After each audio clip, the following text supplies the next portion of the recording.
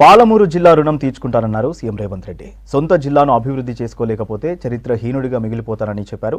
మాయగాళ్లను నమ్మి అభివృద్ధిని అడ్డుకోవద్దని వేడుకున్నారు రేవంత్ రెడ్డి. పరిశ్రమలు రావాలంటే భూసేకరణ జరిగి తీరాల్సిందేనని చెప్పారు రేవంత్ రెడ్డి. కొడంగల్లో పారిశ్రామిక కారిడార్ పెట్టి 25,000 మందికి ఉద్యోగాలు ఇస్తామన్నారు రేవంత్.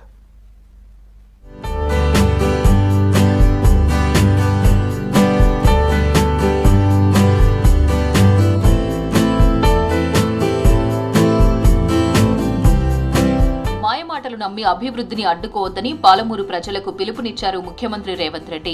నడిగడ్డకు 70 ఏళ్ల తర్వాత వచ్చిన అవకాశాన్ని పోగొట్టుకోవద్దన్నారు. గతంలో ఎవరూ భూసేకరణ చేయలేదా, ప్రాజెక్టులు కట్టలేదా అని ప్రశ్నించారు. పరిశ్రమలు ఏర్పాటు చేసి అభివృద్ధి చేయాలనేదే తన తపన అన్నారు. ఎంత పరిహారం కావాలో అడగాలని, ఎకరాకు 20 లక్షలైనా ఇస్తామని చెప్పారు. మహబూబ్ నగర్ రైతు పండుగ ముగింపు వేడుకల్లో పాల్గొన్న రేవంత్ పరిశ్రమల ఏర్పాటుకు ఇలాంటి అవకాశం మళ్లీ రాదన్నారు. ఏమడిగినా ఈ తెలంగాణ రాష్ట్రంలో దాదాపుగా 2 కోట్ల ఎకరాల భూమి ఉంది. 2 కోట్ల ఎకరాల భూమిలో కొడంగల్లో 1300 ఎకరాల భూమి సేకరించి ఒక పారిశ్రామిక వాడను నిర్మించి కొడంగల్ను నేను అభివృద్ధి చేయాలంటే చిచ్చు పెట్టి లగచర్ల మంటలు పెట్టి అధికారులను కొట్టించి కలెక్టర్ల మీద దాడులు చేపించి అమాయకులైన మా లంబాడి సోదరులను జైళ్లకు పంపించారు. వాళ్ళ మాయమాటలు నమ్మకండి, వాళ్ళు ఉచ్చులో దించుతున్నారు. ఆనాడు తెలంగాణ ఉద్యమంలో కూడా ఇట్లనే చేసిండ్రు. అగ్గిపెట్టె రావు గారు 100 రూపాయలు పెట్టి పెట్రోల్ తెచ్చుకున్నాడు, కానీ 10 పైసలు పెట్టి అగ్గిపెట్టె తెచ్చుకోలే. ఈ అగ్గిపెట్టె రావుని నమ్మకుర్రా నాయన అని చెప్పిన. కానీ అభివృద్ధి జరగాలంటే ఏదో ఒక రైతు కొంత నష్టపోవాలి. భూమి అనేది మన ఆత్మగౌరవం. అభివృద్ధిని అడ్డుకోకండి, మాయ మాటలు వినకండి, వాళ్ళ ఉచ్చులో పడకండి. వాళ్ళ ఉచ్చులో పడితే జైల్లోకి వెళ్తే మన కుటుంబాలు ఆగమవుతాయి. ఇవాళ 10 రూపాయలు ఎక్కువ తీసుకోండి, పక్కకు పోయి భూమి కొనుక్కోండి, పిల్లలకు ఉద్యోగాలు తీసుకోండి, మీ కుటుంబాలు బాగుపడండి. మల్లన్న సాగర్లో భూమి పోతే ఒక రైతు చితిపేర్చుకుని ఆత్మహత్య చేసుకున్న విషయాన్ని సీఎం గుర్తు చేశారు. ఆత్మహత్య చేసుకున్న రైతు మల్లారెడ్డి కుటుంబానికి బీఆర్ఎస్ ప్రభుత్వం న్యాయం చేసిందా అని ప్రశ్నించారు. హరీష్ రావుకు అప్పుడు ఈ రైతు కనిపించలేదా అని అన్నారు రేవంత్. ఇవాళ అక్కడ నిరసన తెలిపిన రైతులు లాఠీ చార్జ్ గురించి మాట్లాడుతున్నారు. మల్లన్న సాగర్లో మల్లారెడ్డి అనే ఒక రైతు భూమి పోయిన రోజు కట్టెలు చితి పేర్చుకొని బతుకుండగానే ఆ చితి మీద పండుకొని నిలువున తగలబెట్టుకున్న రైతు మల్లన్న సాగర్లా మల్లారెడ్డి అనే పేరుంది. హరీష్ రావు గారు రా అసెంబ్లీకి. ఆనాడు భూమి కోల్పోయిన మల్లారెడ్డి చితి పేర్చుకొని కాల్చుకున్నప్పుడు నీ కన్నీళ్ళు ఎక్కడికి పోయినాయి?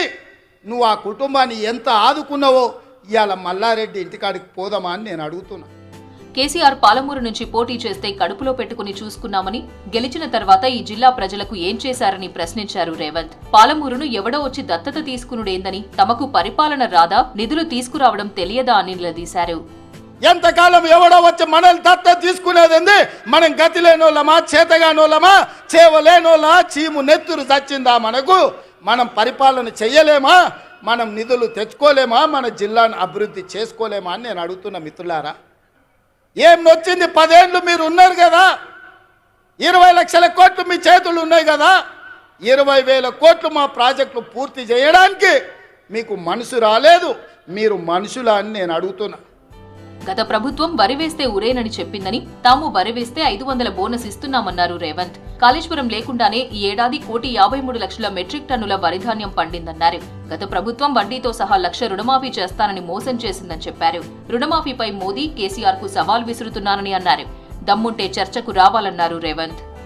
ఊరేస్తే ఊరేసుకోండి అని చెప్పిన ఆనాటి పెద్ద మనిషి, మీరు వరి వేసుకోండి, వేసుకున్న వరికి 500 రూపాయల బోనస్ ఇస్తాం, మీ ఖాతాలో 3 రోజుల్లోనే బోనస్ కనక వర్షం గలగల రాలుతుంటే బీఆర్ఎస్ వాళ్ళ గుండెల్లో పిడుగులు పడుతున్నట్టుగా ఉన్నది మిత్రులారా. రుణమాఫీ కాని వారిలో మరో 3,14,000 మంది రైతులకు రుణమాఫీ చేసింది సర్కార్. బ్యాంకు ఖాతాలను సవరించి రైతుల ఖాతాలో 2,747 కోట్ల రూపాయలను రైతు పండుగ వేదికగా జమ చేసింది. త్వరలో మిగిలిన రైతులకు కూడా రుణమాఫీ చేస్తామని ప్రకటించింది సర్కార్. 10 ఏళ్లలో జరిగిన అభివృద్ధి కంటే ఏడాది కాంగ్రెస్ పాలనలో జరిగిన అభివృద్ధి ఎక్కువన్నారు మంత్రులు. కాళేశ్వరం నీళ్లు లేకున్నా రికార్డు స్థాయిలో వరి పంట పండిందని చెప్పారు. గత ప్రభుత్వం వరేస్తే ఉరేనని చెప్తే మేము వరేస్తే బోనస్ అంటున్నామన్నారు. పాలమూరులో 3 రోజుల పాటు జరిగిన రైతు పండుగ వేడుకలు ఘనంగా ముగిశాయి.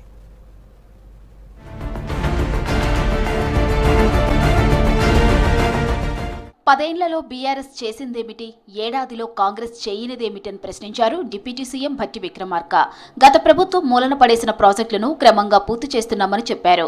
గత ముఖ్యమంత్రి కేసీఆర్ ప్రాజెక్టులు పూర్తి చేయకుండా కృష్ణా బేసిన్ ని ఎండబెట్టారని విమర్శించారు. 10 ఏళ్లు మీరు పంట నష్టపరిహారం గురించి ఆలోచన చేయలే. వరద వల్ల పంట నష్టపోతే ఎకరానికి 10,000 లెక్క కట్టి పంట నష్టపరిహారానికి దాదాపు 100 కోట్లు రిలీజ్ చేశాం. అట్లాగే రైతాంగ సోదరులకి మీలాగా వాళ్ళకి గాలి కొదిలేలే, వాళ్ళకి ఇన్సూరెన్స్ కట్టాలి, మనమే ప్రభుత్వం తరఫున కడదామని చెప్పి రాష్ట్రంలో ఉన్నటువంటి దాదాపు 50 లక్షల మంది రైతాంగ సోదరులకి 1,433 కోట్లతో మీ ప్రీమియం మొత్తం మేం కట్టాం. ధ్వంసమైన ఆర్థిక వ్యవస్థను గాడిలో పెడుతున్నామన్నారు వ్యవసాయ శాఖ మంత్రి తుమ్మల నాగేశ్వరరావు. ఎన్ని కష్టాలు వచ్చినా ఇచ్చిన మాట నిలబెట్టుకుంటున్నామని చెప్పారు. పగడ్బందీగా వరధాన్యం సేకరిస్తూనే సన్నాలకు బోనస్ ఇస్తున్నామని చెప్పారు. రైతు భరోసా 7,000 కోట్లు రిలీజ్ చేశాం.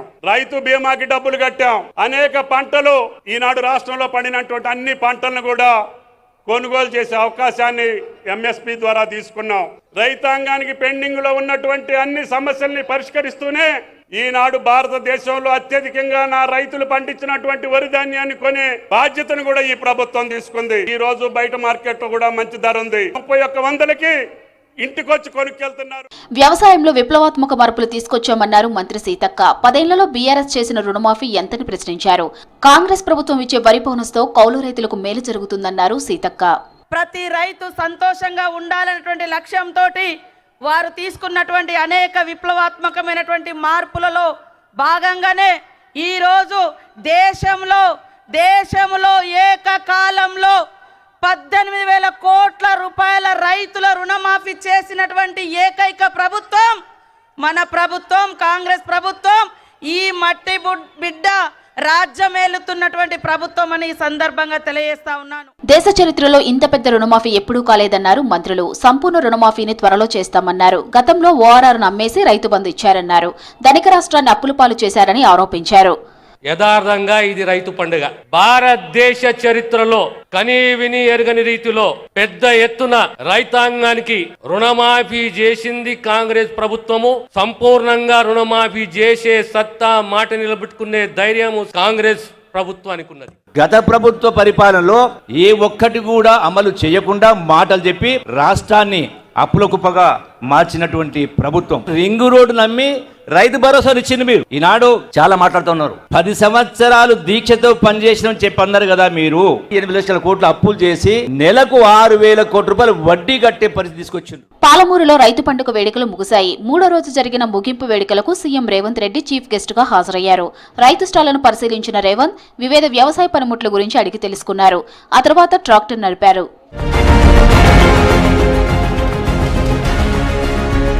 కృష్ణా గోదావరి జలాల నీటి పంపకం విషయంలో రాష్ట్ర ప్రభుత్వం వెనక్కి తగ్గుతున్నారు సీఎం రేవంత్ రెడ్డి. బ్రిజేష్ కుమార్ ట్రిబ్యునల్ నీటి వాటాల పంపిణీ ఇప్పటి వరకు పూర్తి చేయనందున కేఆర్ఎంబీ, జీఆర్ఎంబీల నిర్ణయాలను ఎందుకు పట్టించుకోవాలని ప్రశ్నించారు. కృష్ణాపై ఉన్న ప్రాజెక్టులన్నింటి ద్వారా ఏ రాష్ట్రం ఎన్ని నీళ్లు వాడుకుంటుందో లెక్కలు తీయాలని అధికారులను ఆదేశించారు సీఎం రేవంత్. కృష్ణా గోదావరి జలాల్లో రాష్ట్రానికి రావాల్సిన నీటి వాటాలను దక్కించుకోవాలని అధికారులకు స్పష్టం చేశారు సీఎం రేవంత్ రెడ్డి. తెలంగాణ ప్రయోజనాలకు నష్టం జరగకుండా ట్రిబ్యునల్ ఎదుట సమర్థవంతమైన వాదనలు వినిపించాలని ఆదేశించారు. ఇరిగేషన్ ప్రాజెక్టులపై కమాండ్ కంట్రోల్ సెంటర్లో సమీక్ష నిర్వహించారు సీఎం రేవంత్ రెడ్డి, మంత్రి ఉత్తమ్ కుమార్ రెడ్డి. రాష్ట్రంలో సాగునీటి పరిస్థితి, కృష్ణా గోదావరి జలాలపై ఉన్న అంతర్రాష్ట్ర వివాదాలు, నీటి వాటాల పంపిణీకి సంబంధించి రాష్ట్ర ప్రభుత్వం అనుసరించాల్సిన వ్యూహాలపై చర్చించారు. కృష్ణాపై ఉన్న ప్రాజెక్టులన్నింటి ద్వారా ఏ రాష్ట్రం ఎన్ని నీళ్లు వాడుకుంటుందో లెక్కలు తీయాలని ఆదేశించారు CM Revanth. Srisailam, Pothireddypadu, Banakacherla head regulatory, Telugu Ganga, KC canal, Handrineeva, Galeru Nagari, Veligodu ప్రాజెక్టుల నుంచి ఎంత నీటిని తరలిస్తున్నారనే వివరాలన్నీ రికార్డు చేయాలని చెప్పారు. కేఆర్ఎంబీ, జీఆర్ఎంబీల నిర్ణయాలను ఎందుకు పట్టించుకోవాలని ప్రశ్నించారు సీఎం రేవంత్. బ్రిజేష్ కుమార్ ట్రిబ్యునల్ నీటి వాటాల పంపిణీ పూర్తి చేయలేదన్నారు. త్వరలోనే ట్రిబ్యునల్ ఎదుట రాష్ట్రాలు తమ వాదనలు వినిపించాల్సి ఉంటుందని సీఎంకి వివరించారు అధికారులు.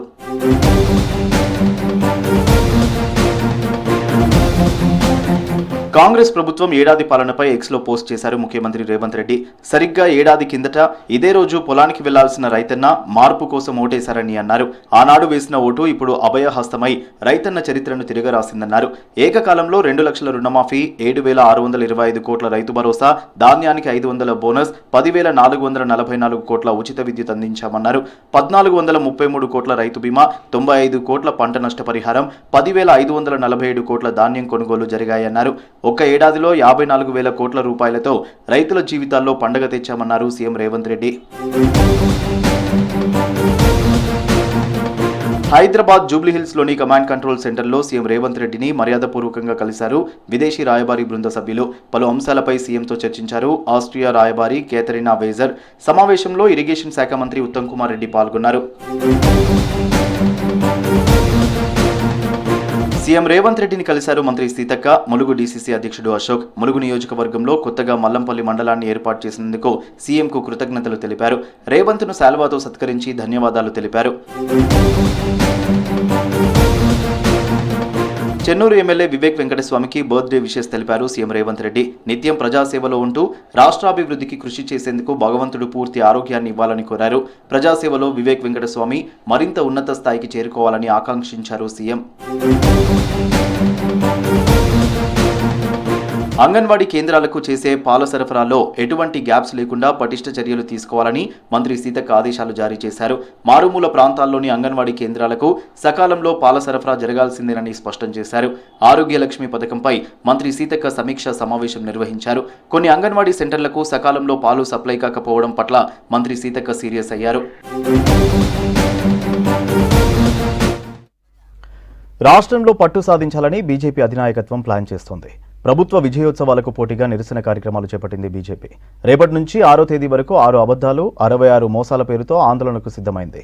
ప్రభుత్వ వైఫల్యాలపై ఛార్జ్షీట్ విడుదలకు ప్లాన్ చేస్తుంది కమలం పార్టీ.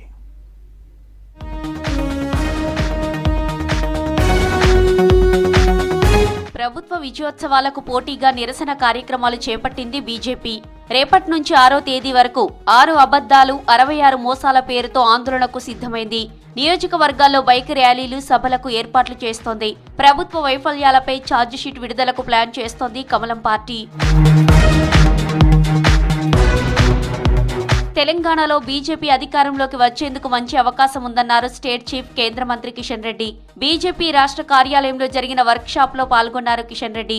తెలంగాణ నేతలకు మోదీ సందేశం మరింత ఉత్సాహాన్ని ఇచ్చిందని చెప్పారు. స్థానిక సంస్థల్లో నిర్మాణాత్మకంగా ముందుకెళ్తామని చెప్పారు.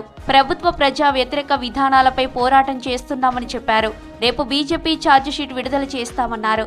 ప్రభుత్వ వైఫల్యాలపై డిసెంబర్ 6న సరూర్ నగర్ స్టేడియంలో బహిరంగ సభ నిర్వహిస్తామన్నారు కిషన్ రెడ్డి. ఈ ప్రభుత్వాన్ని కనీసము బాధ్యతారహితంగా ఈ ప్రభుత్వం పనిచేస్తున్నటువంటి నేపథ్యంలో ఈ విషయాలన్నిటిపైన కూడా మన మండలాల్లో జరుగుతున్నటువంటి సంఘటనలు, మన అసెంబ్లీలో జరుగుతున్నటువంటి సంఘటనలు, మన జిల్లాలో జరుగుతున్నటువంటి సంఘటనలు అన్ని తీసుకొని మనము ఛార్జ్షీట్ రూపకల్పన చేసి ఆయా ప్రాంతాల్లో ప్రజల ముందు పెట్టాల్సినటువంటి అవసరం ఉంది. తెలంగాణ ప్రజల యొక్క ఆలోచన విధానం మనం అర్థం చేసుకోవాల్సిన అవసరం. ఖచ్చితంగా ఈ రాష్ట్రంలో నరేంద్ర మోడీ గారి నాయకత్వంలో రానున్న రోజుల్లో భారతీయ జనతా పార్టీని ముందుకు తీసుకెళ్ళాలి. అన్ని రకాలుగా తెలంగాణ అభివృద్ధి కోసం నరేంద్ర మోడీ గారి నాయకత్వంలో ఖచ్చితంగా తెలంగాణ ప్రజలకు అండగా భారతీయ జనతా పార్టీ నిలబడుతుంది, కేంద్ర ప్రభుత్వం నిలబడుతుంది. రాష్ట్రంలో ఏ ఒక్క వర్గం సంతృప్తిగా లేదన్నారు కేంద్ర మంత్రి కిషన్ రెడ్డి. రానున్న రోజుల్లో ప్రజలను సంఘటితం చేసేలా ఉద్యమం చేయాలని పార్టీ నేతలకు పిలుపునిచ్చారు. కొత్త రకం పార్టీలో చేరబోతుందన్నారు. గ్రామ స్థాయి నుంచి జాతీయ స్థాయి వరకు కొత్త నాయకత్వం రాబోతుందని తెలిపారు. రాష్ట్ర భవిష్యత్తును దృష్టిలో పెట్టుకుని మంచి నాయకత్వం వచ్చేలా కమిటీలు వేయాలని పార్టీ శ్రేణులకు సూచించారు కిషన్ రెడ్డి. ఇటీవల ప్రధానమంత్రి గారు మన రాష్ట్రానికి సంబంధించినటువంటి శాసనసభ్యులు, మన రాష్ట్రానికి సంబంధించినటువంటి గౌరవ పార్లమెంట్ సభ్యులందరూ కూడా ప్రధానమంత్రి గారికి వెళ్ళినప్పుడు ఆయన ఒకటే మాట అన్నారు, తెలంగాణలో మంచి భవిష్యత్తు ఉంది. రాష్ట్రంలో ఉన్నటువంటి కాంగ్రెస్ పార్టీ తెలంగాణ ప్రజలకు ఇచ్చినటువంటి హామీలు అమలు చేయలేక పూర్తిగా వైఫల్యం చెందింది. తెలంగాణ ప్రజలు ఈరోజు భారతీయ జనతా పార్టీ వైపు చూస్తున్నారు. మీరు ధైర్యంగా ముందుకెళ్ళండి. కేంద్ర ప్రభుత్వం తరఫున తెలంగాణ అభివృద్ధి కోసం, తెలంగాణ ప్రజల సంక్షేమం కోసం కేంద్ర ప్రభుత్వం అన్ని రకాలుగా అండగా నిలబడతాం మేము. కాబట్టి మీరు ముందుకెళ్ళి తెలంగాణ ప్రజల పక్షాన మరి రాష్ట్ర ప్రభుత్వం అవలంబిస్తున్నటువంటి ప్రజా వ్యతిరేక విధానాలపైన పోరాటం చెయ్యండి అని చెప్పి ప్రధానమంత్రి గారు స్పష్టంగా చెప్పారు. బీజేపీ సంస్థాగత ఎన్నికల వర్క్షాప్ లో కీలక నిర్ణయం తీసుకున్నారు నేతలు. డిసెంబర్ 10లోపు బూత్ కమిటీ ఎన్నికలు పూర్తి చేయాలని తీర్మానించారు. డిసెంబర్ 10 నుంచి 20 మధ్యలో మండల కమిటీలు వేయాలని డిసైడ్ అయ్యారు. జిల్లాలో కనీసం ఒక మండలానికైనా మహిళా అధ్యక్షురాలు ఉండేలా కసరత్తు చేస్తున్నారు. మండల అధ్యక్షులు 45 ఏళ్లలోపు, జిల్లా అధ్యక్షులు 60 ఏళ్లలోపు ఉండాలని నిర్ణయించారు. డిసెంబర్ 20 తర్వాత జిల్లా అధ్యక్ష ఎన్నికలు ఉంటాయని తెలిపారు. జనవరిలో రాష్ట్ర అధ్యక్ష ఎన్నిక ఉండే అవకాశం ఉన్నట్లు తెలుస్తోంది. ప్రజా సమస్యలపై కాంగ్రెస్ పోరాటం కొనసాగుతుందన్నారు ఎల్ఓపి రాహుల్ గాంధీ. ఎంపీగా ప్రియాంక గాంధీ విజయం తర్వాత తొలిసారి వయనాడ్ పర్యటించారు. పార్లమెంట్లో వయనాడ్ గొంతుగా మారుతామన్నారు. ప్రజా సమస్యలపై పోరాడే అవకాశం ఇచ్చిన వయనాడ్ ప్రజలకు ధన్యవాదాలు తెలిపారు. మహారాష్ట్ర ఎన్నికల్లో మునుపెన్నడూ చూడని అవినీతి, అధికార దుర్వినియోగం జరిగిందన్నారు కూటమి నేతలు.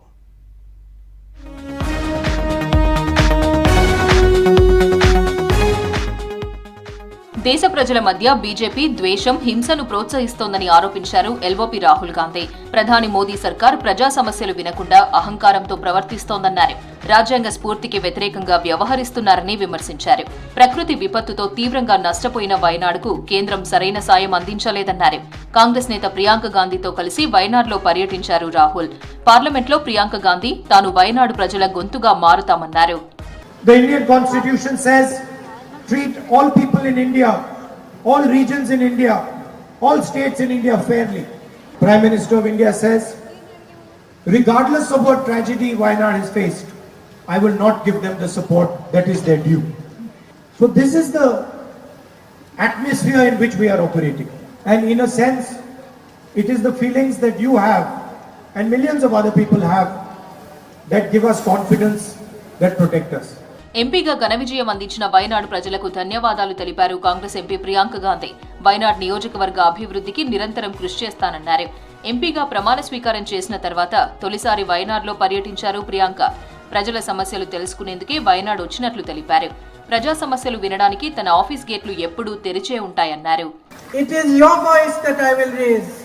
It is your problems that I will try to resolve. It is your beliefs, your values, your hopes and your aspirations that I will stand for each and every day from now until the end. By making me a member of parliament, by showing me your love, by giving me your support, you are also giving me your strength and you are also giving me courage. I am here to learn from you. I am here to understand your problems in depth. I will come to your houses. I will meet with you. The doors of my office are open to you. The doors of my home are open to you. Anytime that you need anything, I am here to help with it, to serve you. దేశంలో అదాని అవినీతి, సంభాల్ అల్లర్లు తీవ్రమైనవన్నారు Shiv Sena UBT MP Sanjay Raut. వీటిపై పార్లమెంట్లో చర్చించే అవకాశం BJP ఇవ్వడం లేదన్నారు. ఇదంతా చూస్తుంటే దేశంలో ప్రజాస్వామ్యం ఉందా అనే అనుమానం కలుగుతోందన్నారు సంజయ్ రౌత్. अडानी का विषय इतना गंभीर है और इस विषय पर अगर हमको संसद में बोलने नहीं देते, आवाज नहीं उठाने देते, तो कहाँ का लोकतंत्र बचा है? कहाँ है parliamentary democracy? Leader of opposition और हम उनके साथ जब खड़े रहते हैं सवाल उठाने के लिए, 2 सेकंड में लोकसभा हो या राज्यसभा हो भंग की जाती है. क्यों डरते हो आप? మహారాష్ట్ర అసెంబ్లీ ఎన్నికల్లో భారీగా అవినీతి, అక్రమాలు జరిగాయన్నారు NCP SP chief Sharad Pawar. Mahayuti నేతలు విచ్చలవిడిగా డబ్బు, అధికార దుర్వినియోగానికి పాల్పడ్డారని ఆరోపించారు. ఇప్పటి వరకు ఏ ఎన్నికల్లోనూ ఇంతటి అరాచకం చూడలేదన్నారు. మహారాష్ట్ర ఎన్నికల్లో ఈవీఎంల అవకతవకలను వ్యతిరేకిస్తూ సామాజిక కార్యకర్త డాక్టర్ బాబా అదవ్ చేపట్టిన నిరసన దీక్షకు మద్దతు తెలిపారు. బాబా అదవ్ను కలిసి సంఘీభావం తెలిపారు శరద్ పవార్.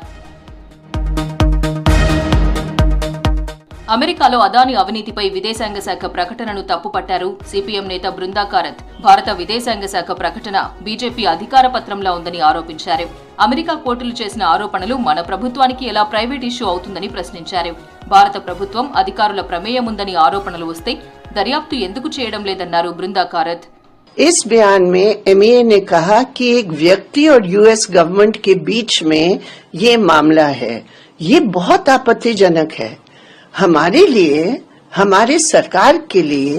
क्या ये पर्सनल मैटर बन जाता है जब एविडेंस के साथ यूएस कोर्ट ने बताया है, तो एमईए क्लीन चिट कैसे दे रहा है कि ये प्राइवेट एंटिटी और यूएस गवर्नमेंट का है? మహారాష్ట్ర అసెంబ్లీ ఎన్నికల్లో కాంగ్రెస్ అనుమానాలపై ఈసీ స్పందించింది. డిసెంబర్ 3వ తేదీన ఆఫీస్కు వస్తే డౌట్స్ క్లియర్ చేస్తామని తెలిపింది. అలాగే లేఖలోని ప్రశ్నలకు సమాధానం చెబుతామని ప్రకటించింది. మహారాష్ట్రలో కొత్త సీఎం ఎంపికపై సస్పెన్స్ కొనసాగుతూనే ఉంది. డిసెంబర్ 5న మహాయుతి సర్కార్ కొలువుదీరే అవకాశం ఉన్నట్టు తెలుస్తోంది. కాంగ్రెస్ పార్టీకి ఎన్నికల్లో ఓడినప్పుడే ఈవీఎంలపై అనుమానాలు వస్తాయన్నారు బీజేపీ నేతలు. ఈవీఎంలపై నమ్మకం లేకపోతే ముందుగా రాహుల్, ప్రియాంక గాంధీ రిజైన్ చేయాలన్నారు.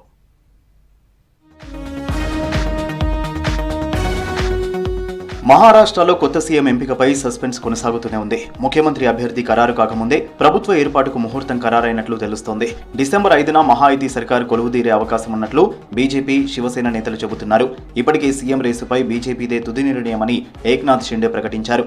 దీంతో ముఖ్యమంత్రిగా దేవేంద్ర ఫడ్నవీస్ కు లైన్ క్లియర్ అయినట్లు తెలుస్తోంది.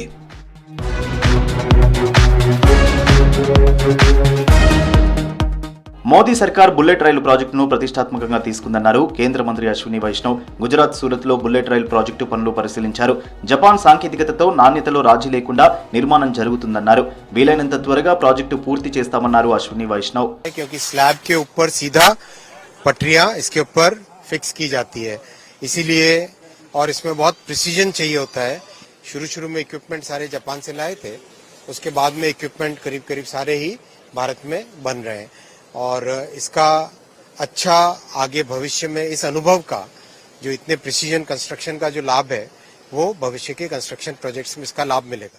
ప్రజా సంక్షేమమే లక్ష్యంగా బీజేపీ ప్రభుత్వం పనిచేస్తుందన్నారు కేంద్ర మంత్రి శివరాజ్ సింగ్ చౌహాన్. మధ్యప్రదేశ్లో లఖ్పతి దీదీ సమ్మేళనంలో పాల్గొన్నారు. మోదీ పాలనలో మహిళల జీవనోపాధి మెరుగైందన్నారు. లక్షలాది మంది మహిళలను లక్షాధికారులను చేస్తున్నామన్నారు శివరాజ్ సింగ్ చౌహాన్. और ये खुशी है कि हमारी सारी बहनें केंद्र सरकार और राज्य सरकार की योजना, अब लखपति दीदी प्रधानमंत्री जी के हृदय का कार्यक्रम है और मुझे विभाग की जवाबदारी मिली है, तो केंद्र सरकार की योजनाएं भी और यहाँ मोहन जी के नेतृत्व में राज्य सरकार की योजनाएं, आजीविका मिशन की जो हमारी चल रही है उससे दीदियों की आजीविका बढ़ रही है और हमारी 15,000 से ज्यादा लखपति दीदी अकेले रायसेन जिले में. కాంగ్రెస్ పార్టీకి ఎన్నికల్లో ఓడినప్పుడే ఈవీఎంలపై అనుమానాలు వస్తాయన్నారు బీజేపీ నేతలు.